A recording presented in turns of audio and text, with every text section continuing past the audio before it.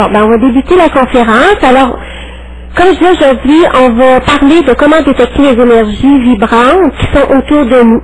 OK. Parce qu'on est au quotidien. Puis à la fin de la conférence, je vais vous laisser 5 minutes à peu près. OK? Pour poser vos questions. Fait, je vais vous demander d'écouter, de ne pas poser vos questions tout de suite parce que je ne pourrai pas y répondre au fur et à mesure. Donc, pour la fin, je serai disponible pour ça. C'est qu'aujourd'hui, on va parler de 2 types d'énergie. OK? On va parler des énergies négatives et on va parler des énergies positives. Il y a plusieurs personnes, des fois, qui se demandent, OK, si c'est leur imagination, ou s'il y a vraiment une présence avec eux autres. Mais moi, je vais vous dire, là, que on a toujours des énergies alentour de nous. Qu'elles soient bonnes ou mauvaises, mais on n'est jamais seul. OK? Ça peut être une personne décédée, ou ça peut être un guide, un ange, ou ça peut être une entité aussi. Fait que là, on va aborder maintenant les entités ou les énergies négatives, OK? Ou qui sont néfastes pour nous. Je vais vous expliquer un petit peu comment les reconnaître, OK? Là, pour vous expliquer comment c'est une entité, OK, d'où ça vient tout ça, bien là, on va commencer, mettons, avec une personne, OK, qui va décéder. La personne, nous, en tant qu'être humain, on a le corps physique. Mais, mis à part notre corps physique, on a 7 autres corps, OK?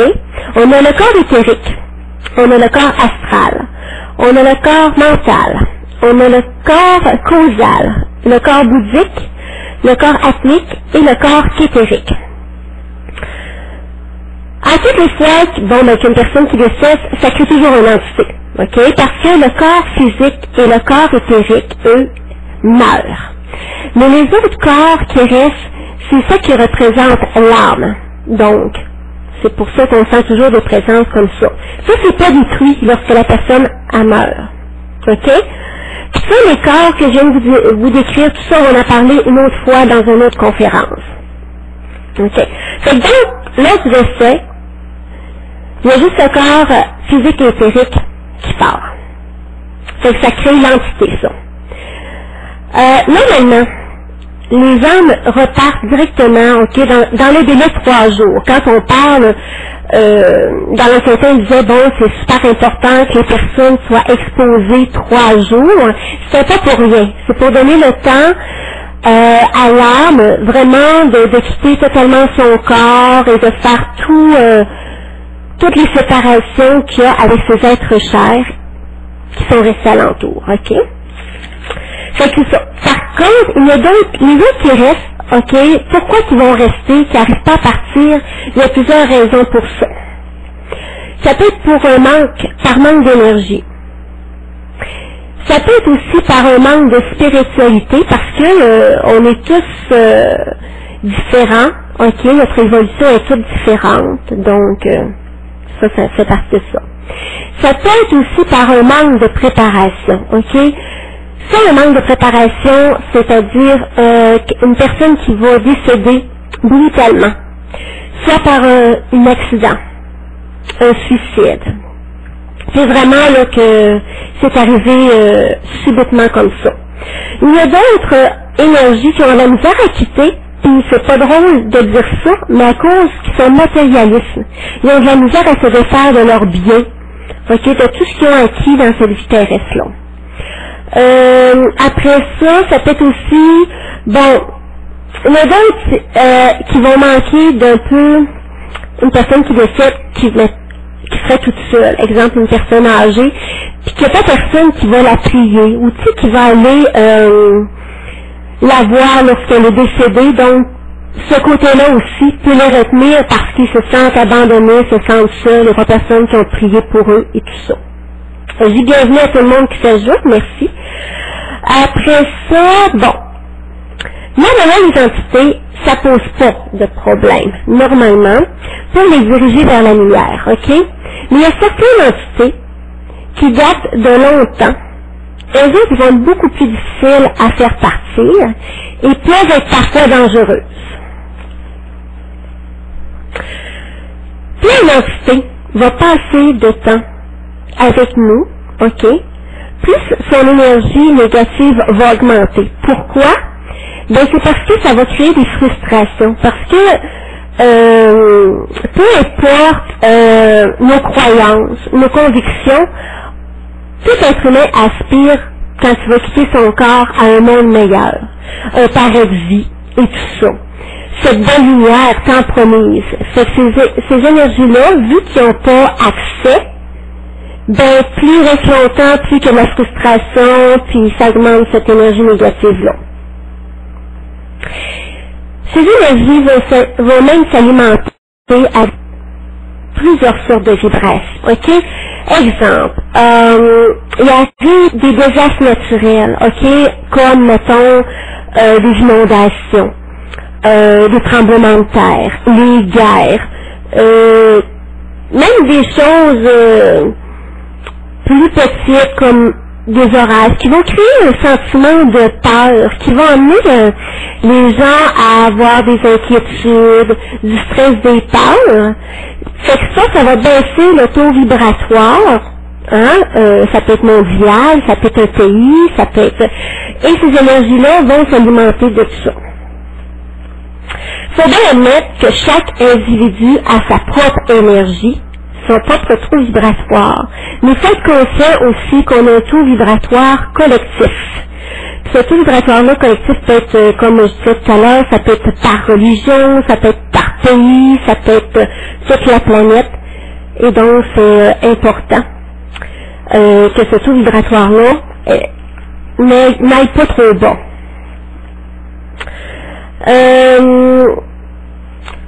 OK, il y a des entités qui sont très nocives, qui vont même chercher à fixer les corps ou vos enveloppes que je parlais tout à l'heure, les 7 corps éthériques ou les 7 couches vibratoires. Il y a des énergies tellement néfastes qui vont réussir à percer ça, et c'est là qu'ils vont s'attaquer au corps physique. Donc, ce qui peut emmener éventuellement de la maladie ou des problèmes physiques. Là, à ce moment-là, ces énergies ou ces entités vont être beaucoup plus difficiles de les faire partir. Ces énergies-là ne vivent pas à la même fréquence que nous. OK? Donc, plus on va entretenir de la colère, de la jalousie, plus ça va les attirer. Ça, c'est un fait. Là, maintenant, je vais vous expliquer un petit peu les symptômes que ça peut faire pour savoir que si vous avez des entités, des énergies vibrantes accrochées après vous, autour de vous, qui cohabitent et tout ça.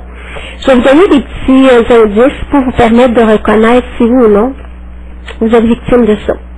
Donc, les symptômes reliés à ces énergies, OK, peuvent vous apporter une baisse subite d'énergie.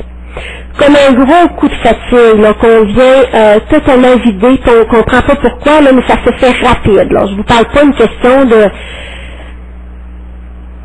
même pas de beaucoup de minutes, là, ça se fait instantané. Ensuite, ça peut apporter des nausées, des vomissements, ça peut apporter de la diarrhée, ça peut amener des migraines, certains vertiges, comme on se sent... comme quand on marche, on a l'impression que la terre elle bouge. C'est un petit peu comme ça. Ça peut amener des douleurs aux épaules et à la nuque. Comme ça vient un gros poids ici sur vos épaules, que vous transportiez le monde. Après ça, ça peut amener un changement de couleur de votre aura. Donc, votre aura, elle va devenir terne ou un petit peu brumeuse. Les couleurs vont être moins éclatantes, moins jolies. Donc, ces énergies, c'est des âmes errantes, OK, qui se font écouter de la lumière. Pour diverses raisons, comme j'ai parlé tout à l'heure, il peut y avoir du suicide là-dedans, des espoirs, de non-croyances en une vie, en la réincarnation, ou une autre vie après la mort, des choses comme ça. C'est pour ça que c'est important de bien nettoyer dans nos demeures et autour de nous, OK? Parce qu'elles peuvent se faire entendre aussi par des bruits. faire bouger des choses, des lumières qui peuvent s'allumer, s'éteindre, la télévision. D'autres fois, par contre, elles peuvent être très discrètes, très subtiles, pour justement cohabiter le plus longtemps possible avec vous. Ça ne veut pas dire qu'il n'y en a pas à ce moment-là, mais c'est juste qu'elle essaye de un petit peu se cacher. L'arme la plus solide contre ces énergies-là ou pour ces énergies-là, c'est vraiment, être dans l'amour, dans la lumière et faire la prière, Mais de toute façon, ça, dans une autre conférence, je vais vous expliquer, mais en tout cas, c'est vraiment ce qui va vous permettre, de n'avoir le moins possible. Là, maintenant, on va continuer avec les énergies positives quand même, parce qu'il n'y a pas juste des énergies négatives avec qui on cohabite, mais il y a des belles énergies positives. Elles autres aussi sont constamment autour de nous. Ça peut être des guides, ça peut être des anges, ça peut être des archanges, ça peut être l'énergie de Dieu ou la source divine, peu importe le nom qu'on lui donne, C'est une personne de femme, une qui chère, qu'on aimait beaucoup et puis qu'on avait une belle connexion. Encore une fois, on n'est jamais seul, que ce soit positif ou négatif. Ces vibrations de haute fréquence sont plus discrètes. Et attendent toujours qu'on fasse appel à leur service. À aucun moment, elles ne veulent interférer dans nos vies, dans nos décisions. Elles restent là à observer, mais toujours disponibles. On peut les reconnaître par un souffle très doux, tout près des oreilles. Souvent, là, ça va être ici, là. On va sentir vraiment un petit souffle à nos oreilles, un petit murmure. C'est comme vraiment très, très léger. Ça peut être une musique douce aussi, qui va nous rappeler un événement heureux, ou une personne avec qui on a passé des bons moments. Ça nous rappelle toujours quelque chose de bien. Ça peut être aussi une odeur, comme un parfum, des fleurs, même de la nourriture, un repas, quelque chose qui va nous rappeler, nous faire penser, soit une personne de femme, ou en tout cas à nous faire sourire. Ça peut être aussi un beau regain d'énergie qu'on sent tout à coup plein de vitamines, vraiment revitalisé. Ça peut être un bien-être extrême, comme une sensation d'amour qui nous habite tout d'un coup, qui nous envahit. Une sensation de chaleur. Mais ça peut être aussi des fois froid. Ça dépend de chaque individu, comment nos sens sont développés, tout ça. Et puis ça dépend du guide, ou de l'ange, ou de la personne pour se faire reconnaître. Parce qu'ils ont chacun leur façon à eux, qui les est propre. Mais ça va être toujours presque comme une caresse, ou un sentiment de joie à ce moment-là, que même sans nous en apercevoir, on va sourire. Tu sais, des fois, on s'aperçoit, on est en train de faire quelque chose, puis tout d'un coup, on sourit. Hein, comment ça se fait que je souris tout à coup, ou il ne s'est rien passé de particulier? Ben là, ça veut dire qu'il y a un ange, un guide, une personne qui vous aime beaucoup, qui a passé. Leur geste n'est jamais violent. C'est toujours très doux et très calme. Vous allez avoir certains médiums ou des personnes ayant le troisième œil très développé qui vont percevoir des couleurs ou des formes. Ces couleurs et ces formes-là, ils vont varier. Mais normalement, en tout cas, dans les expériences passées, ça va souvent aller chercher des couleurs qui représentent les chakras, ou comme je vous parlais tout à l'heure des 7 corps qu'on a, qu'ils ont des couleurs. Donc, mais souvent, ça va être plus joué dans les mauves, les violets, le blanc, ok, un petit blanc jaune, un blanc doré, des fois, oui, très jaune, ça peut être très jaune aussi. Souvent le bleu, hein, qui va représenter l'archange Michael et tout ça, qui va vous laisser un sentiment de paix. Ces couleurs-là représentent beaucoup les vibrations très élevées et un sentiment de paix, de calme, de sérénité. En ce qui concerne les formes, aussi ça peut être propre à chacun, mais pour vous donner un petit peu le bagage que moi j'ai, ben ça peut être des petites étoiles, des fois comme des petits flashs ou des petits scintillements, comme des petits flocons de neige même ou des banderoles. Les banderoles, ça fait comme un beau ruban, un foulard qui se promène. C'est vraiment très doux, souvent très long, et ça fait un peu des vagues comme ça. Vous allez avoir aussi des formes abstraites. Les formes abstraites, c'est comme on se demandait, est-ce que c'est une forme ou non? C'est un peu flou. On ne sait pas si c'est la forme d'une tête ou d'un visage ou d'un haut de corps, parce que c'est un peu vaporeux. D'autres fois, vous allez avoir des formes plus concrètes. Ces formes-là, vraiment, vous allez être capable de différencier que c'est un visage, sans nécessairement voir tout, mais ça c'est une tête, ça c'est des mains, ça c'est des épaules, ou là vous allez réussir à voir un peu plus la forme.